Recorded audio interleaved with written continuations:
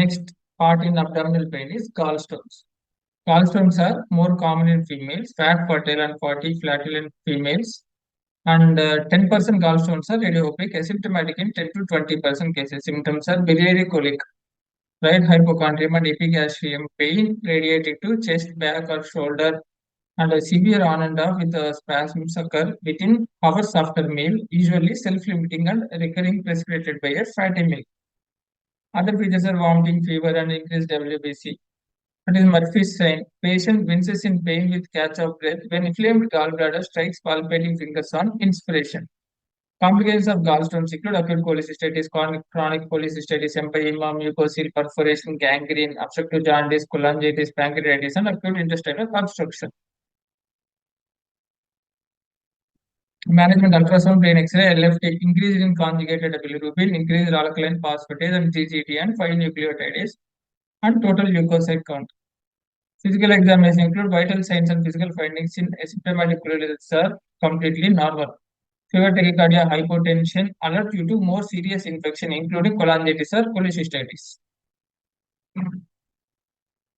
Treatment: gallstone dissolution in medical therapy. With a functioning gallstone less than 10 mm, we will give ursodeoxycholic acid 10 to 15 milligram per kg per day, and pigment stones are non-responsive to medical therapy. Surgical treatment: laparoscopic cholecystectomy is ideal. Open cholecystectomy is done if patient is unfit for laparotomy through Kocher's incision. Further in patient care, cholecystectomy performed after 24 to 48 hours or after the inflammation has subsided. Unstable patients may need more urgent interventions with ERCP, percutaneous drainage, and cholecystectomy.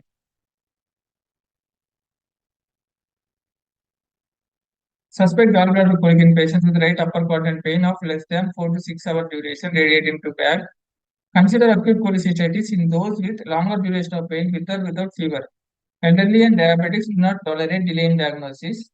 After assessment of ABC, perform standard IV, pulse oximetry, ECG, and monitoring, and send labs while IV is placed, and include cultures if fever is there. Primary goal of ED care is diagnosis with labs, ultrasound, and HIDA. And once diagnosis is there, hospitalization usually necessary and treated as OP. In patients who are unstable or in severe pain, consider bedside ultrasound and replace volume with IV fluid, NPO, and nasogastric tube, and administer pain control and anticholinergics such as dicyclomine to decrease gallbladder and biliary tone 20 milligram IM every 6 hourly, and Demer or 25 to 75 mg IV or IM, and antiemetics like Phenargon, and antibiotics like cephalosporins, and higher antibiotics to counteract E. coli, Klebsiella, and Enterobacter, and Enterococci feces. Next is pancreatitis. Pancreatitis symptoms include upper abdominal pain, sudden onset, sharp, severe, continuous, and radiation to back and reduced by leaning forward. Generalized abdominal pain radiating to shoulder tips, and patient lies very still. Nausea or non-projectile vomiting and retching and anorexia, fever and weakness will be there. Signs: distressed and moves continuously, or pale, diaphoretic, and in confusion, and low-grade fever, tachycardia and tachypnea, and shallow breathing, and hypotension, and mild icterus. Abdominal extension is due to ileus or ascites, and great tenderness and colon sign, rebound tenderness, shifting dullness, and reduced bowel sounds will be there. Main causes include duct obstruction due to cholelithiasis, or chronic alcoholic duct concretions, or acinar cell injury due to alcohol, drugs, trauma, ischemia, or viruses. In defective intracellular transport due to metabolic injury or alcohol or duct obstruction. There is activation of enzymes intra and extracellular, and this will lead to acinar cell injury, and these further lead to interstitial edema, proteolysis, fat necrosis, and hemorrhage.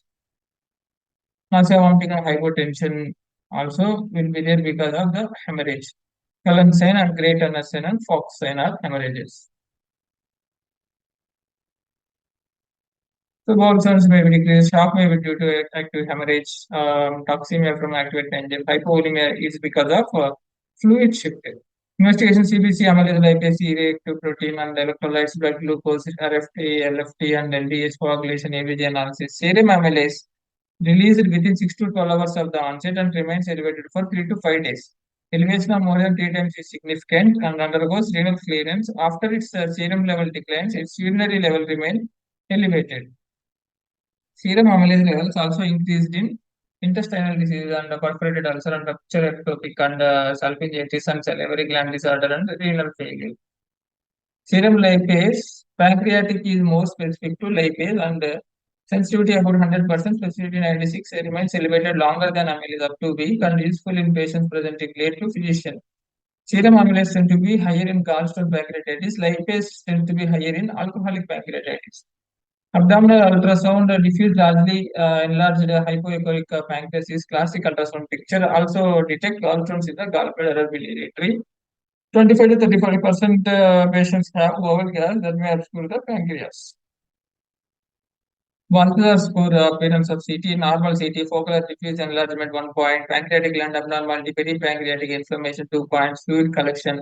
Two or more fluid collections or gas bubbles in adjacent pancreas 4 points. Necrosis grade 0 to 30%, 2 points, 30 to 54 points, or 56 points. CT severity index is Balthazar grade plus necrosis score.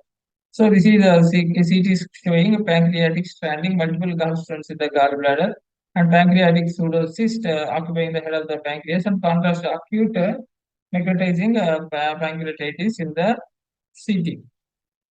Investigations erect X-ray, pleural effusion, ARDS. Sentinel loop is distension and an air fluid level near the earth side of the inflammation. In pancreatitis, it is secondary to pancreatic associated ileus. This is colon cutoff sign. ERCP in acute pancreatitis. Biliary origin, yes. Jaundice, sepsis, no. Suspicion of retained stone, no. No ERCP. There is jaundice or sepsis, urgent ERCP should be there. Ramsey score has admission more than 55 years and GB more than 16,000 and LDH more than 350 or AST more than 250. Glycemia more than 200 in 48 hours, drop in hematocrit more than 10%, blood urea nitrogen more than 5 milligram per deciliter increase, calcium less than 8 and PO2 less than 60 mm, base deficit more than 4 milliequivalent, fluid loss more than 6 liters. Causes of chronic pancreatitis include it is a chronic pancreatitis caused by hereditary hypertriglyceridemia, calcemia, biliary tract disease, gallstones, and medication and viral infection or alcoholism. It will cause inflammatory fibrosing process of pancreas and progressively destroyed as it replaces with fibrotic tissue. Strictures and constipation may also occur in the pancreas. Acute pancreatitis usually treated with antibiotics if there is associated cholelithiasis. Antibiotics like higher generation cephalosporin like cefuroxime, 750 BD, or tramadol, 50 mg IM, IU 2R and 2 DNS, and Fortwin and Finargan IM, and Topner or Hyoscyamax IM, and heparins, L-ornithine, and S-aspartate are clinical manifestation upper abdominal pain in case of chronic pancreatitis, losing weight without trying, and oily or smelly stools like steatorrhea. Conservative treatment include gain the IV axis, obtain blood sample, rapid fluid resuscitation, and platelet replacement, give analgesics, antiemetics, keep the patient NPO until pain free or 2 to 3 days, and NTG insertion to relieve the vomiting. Urinary catheter, monitor vitals, and the injection of omeprazole, somatostatin are activated pancreatic secretions inhibitors, and respiratory support, oxygen supplementation, ICU admission if there is severe acute pancreatitis. Role of antibiotic, prophylactic antibiotics have shown no decrease in mortality. Antibiotics are justified if gas in retroperitoneal space, needle aspiration of necrotic material confirms infection, sepsis, CRP more than 120, and peripancreatic fluid collection, organ dysfunction, Apache score of more than 6. Operative surgery has no immediate role in acute pancreatitis. Aggressive surgical pancreatic debridement, necrosectomy should undertaken soon after confirmation of presence of infected necrosis. Pseudocystic gastrostomy and cystoduodenostomy. Complications of pancreatitis, cardiovascular shock, arrhythmia, pericardial effusion, pulmonary basilic crisis, and pleural effusion, ARDS, renal acute tubular necrosis, and renal failure, and DIC in hematological metabolic include hypoglycemia, hyperlipidemia, JATLS, neurological confusion, irritability, encephalopathy, and miscellaneous fat and arthralgia. Local complications occur after 1 week of fluid collection. Sterile pancreatic necrosis, infected pancreatic necrosis, and pseudoaneurysm, and pancreatic atherosclenic vein thrombosis. Ascitic acute fluid collection is local complication, and the pancreatic pseudocyst. Intervention if there is symptomatic enlarging more than 6 centimeter, duration of more than 6 weeks, infected pseudocyst, Complications due to pressure symptoms, gastric outlet obstruction or obstructive jaundice, and treatment due to percutaneous drainage for poor risk patients only. Open procedures like cystogastrostomy and Whipple's procedure are done in pseudocyst's. Cellular infected pancreatic necrosis, acute pancreatitis, mild acute mortality rate 1%, severe pancreatitis 75 to 90, overall mortality rate 15 to 20. First week of illness modes will be there, and subsequent weeks there is infection. Small intestinal colic, severe colic abdominal pain in the central abdomen, commonly caused by amoebiasis, worms, and intestinal obstruction. First rule out intestinal obstruction, if there is severe colic pain in central abdomen occurring every 3 to 10 minutes, lasting for a minute or so, or it is associated with vomiting, abdominal distension, and absolute constipation. If so, admit immediately. If there is no signs of obstruction, use flagyl, albuterol, cyclopam. Any case of colic, initial assessment, airway, breathing, circulation, disability, and exposure, focus history examination, and collection of investigations, and decision. Operative or non-operative. Non-operative include pancreatitis, salpingitis, diverticulitis, urinary colic, spontaneous bowel peritonitis, gastroenteritis, and intraabdominal. Operative include perforated viscous, ischemic bowel, unresolved small intestinal obstruction, large intestinal obstruction, and progressive toxic megacolon, appendicitis, ruptured ectopic, and acute cholecystitis, ruptured hiatic aneurysm, etc. So, acute intestinal obstruction, most common cause, more than 50% are due to adhesions, followed by hernia and intestinal obstruction, volvulus, and neoplasm.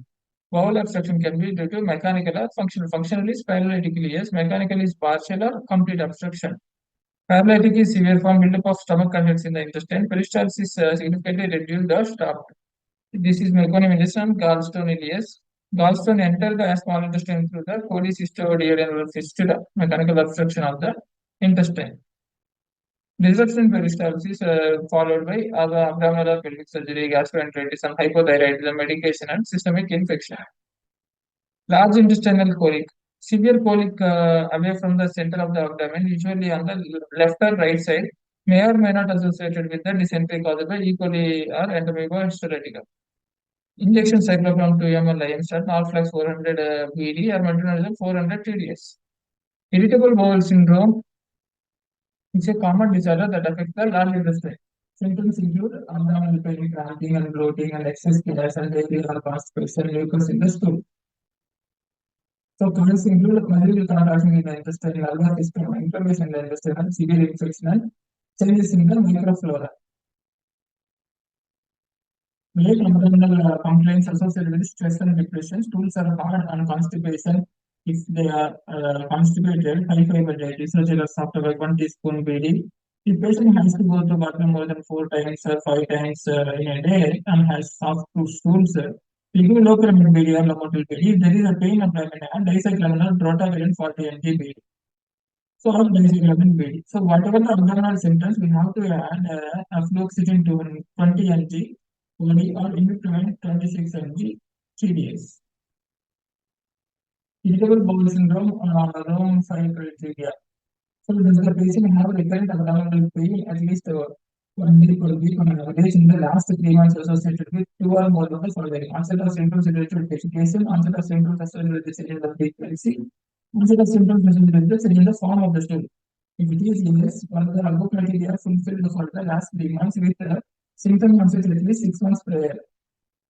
If it is yes, if IBS diagnostic criteria, what is the predominant form, area or constipation or mixed form? If it is no, does not mean IBS diagnostic, does not mean IBS diagnostic criteria, consider alternative diagnosis.